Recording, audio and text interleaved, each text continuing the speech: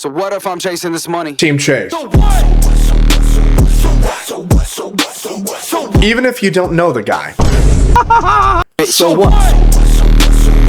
Drive like this all the way home. You're not stopping me, Satan. So what? 2 million cash in the back of the truck. So what? Talking your shit, but I don't give a fuck. Over the last 2 weeks, I've been following TeamChase very closely because something stood out to me that I haven't quite been able to put my finger on before.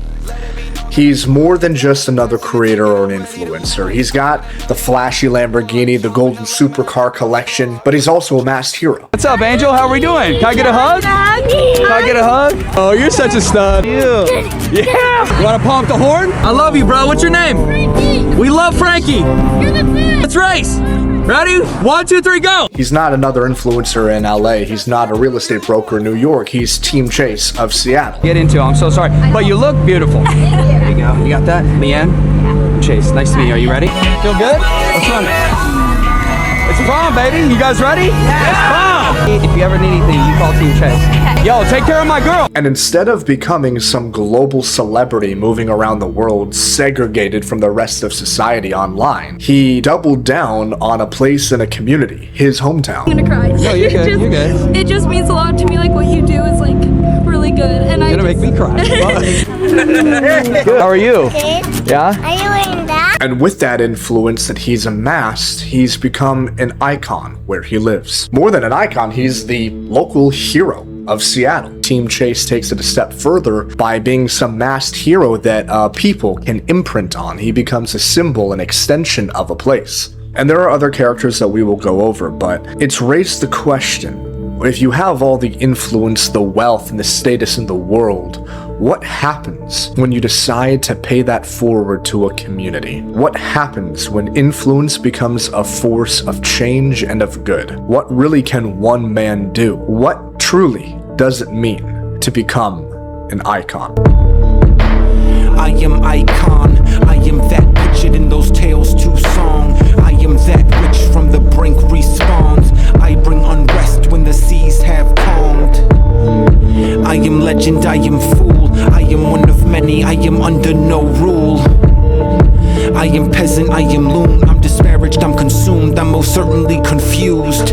And my sins I remember the So most content creators live in a bubble. Oh, please. Hello. Thank you so Sorry much. to interrupt. Oh, you're fine. Thank you so much. Enjoy. Thank you. Most content creators live in a bubble where they're separate from a place or from reality. It can give them celebrity status, but at the cost of output. Without them constantly putting out content, they're forgettable.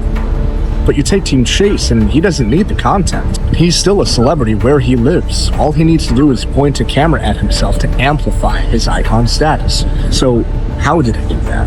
Through constant community engagement. He uses content to amplify his influence on a community, to become someone larger than life where he lives. And that builds a cult-like following. He refuses to sell out, switch up, or sell courses online. He has his businesses. He doesn't need the content to become someone. All he needs to do is point a camera at him, and he builds a global cult-like following online by being who he is. If you gather all the teachings that the wise have told, compile every scripture from the books of old, and muse upon the meaning of the truths you've sown, you will germinate the mind, but the fields won't grow. This is the high of low. This is the friend turned foe. In other words, when you become owned by a people, TeamChase of Seattle, and you remain present, interacting with the people, you become someone they claim. Much like the mafia in Chicago, they were their bad boys. TeamChase has likewise gone on to do music, real estate, content creation, and his original blue-collar business where he broke out of the mold and out of the trap of forever doing physical labor by going after the whales and the sharks in Seattle, commercial properties, doing drive-by diagnoses of their landscaping problems, and then bringing in his team to do landscaping and other such services for the commercial sharks of the city. He became known as the guy that you go to, and he used that entry into real estate, where he began brokering leads and building companies around flipping houses, and then he went into music and content creation, and now he just simply serves as a community agent who teaches the youth about money, He doesn't sell any courses. He drives by. He engages with the kids. He engages with the businesses. He's there. TeamChase shows up to birthday parties, takes girls to prom. Because there's something about the community man that is the oldest form of status and influence in our culture, in our history. The local hero come home. He drives his golden supercars and black Lamborghini modded through his town and remains part of the people there. Anybody can walk into the neighborhood and see him. Anybody can see him driving down their street. He's iconized himself through content creation, but it started first grounded with the people.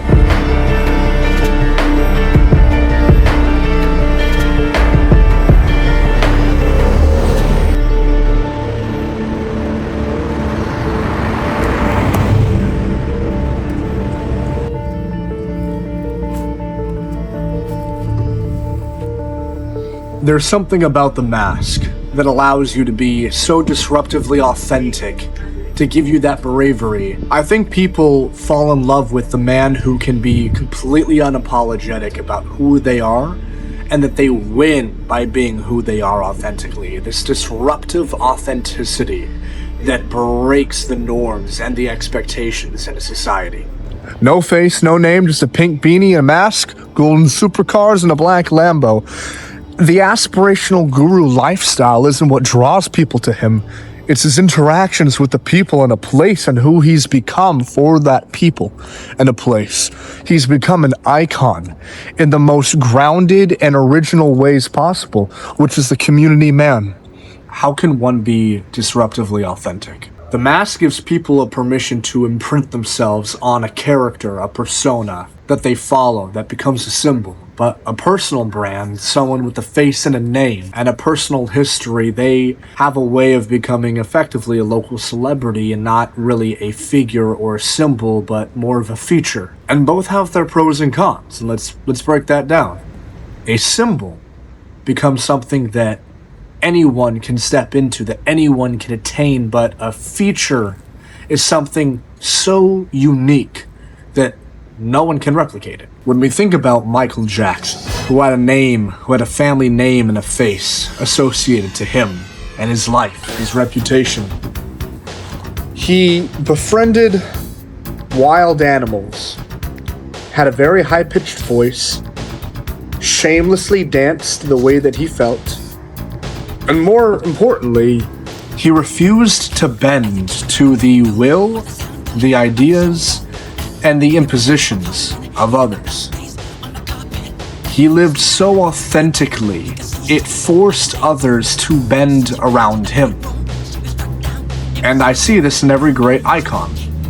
TeamChase, Michael Jackson, hell, big bald kickboxer who became the most Googled man in the world, young millionaire off to the side that no one really cared about. He just kinda living his best life, but one day he decided that he was going to try to change the world.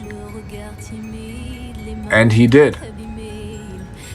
He so brutally believed in himself and refused to bend to anything that he quite literally changed a collective consciousness of how we view reality, good or bad. That was influence. I suppose if you're looking to be an icon, if you were to dissect the caliber of influence, the capability to inspire, entertain, move people to act, it all comes down to what kind of change you want to have. If you're building a business or you're creating content or you're stepping into a leadership position, why? What change do you really want to have in this world? What impact do you want to make? And I think too many people ask themselves, what do I want to do with life, instead of what impact do I want to make and who do I want to serve, which are the two baselines of building something real, of becoming a symbol or a feature, an icon, someone who moves the Overton window, who moves the needle forward to something. You don't answer that question by figuring out what you want to do. You answer that question by applying yourself outwardly onto empty space. You are no longer you. Studying the icon makes you ponder What really can one man do? I am icon, I am that vision, I am fate transformed. I am that allegiance to the sword you've sworn. I am false idol, I am fraud. Ratchet down disaster like With conviction, disruptive authenticity, and a camera. if you sing inside a cavern like canaries in a mine. No indulgence is the hazard, so be wary with your time. To mean something we live and we strive. In the long history of the world, All we say to America is be true to what you're saying on paper. What is the power of influence, and what is the risk of living with such disruptive authenticity with a mask where people can imprint a symbol onto you, or with your own face and name where you become a feature at risk of scrutiny and damnation? What kind of impact do you want? I'm currently in day 7 of a 30-day challenge to go from freelancer to a founder of a business by getting my first B2B client. I am the author of 2 newsletters, and I am a writer on Substack. You can find my page in the link below. I have obsessively studied archetypal psychology as I explore my own leadership in my career and in the business that I'm building. What impact do you really want to have? And if you were to stop posting today, would a legacy live on in a place and a people? And I believe that if you can answer that question and make it so to live so that the answer to that question is yes, then you have become an icon. And what you choose to do with that will define a place and a people for years to come.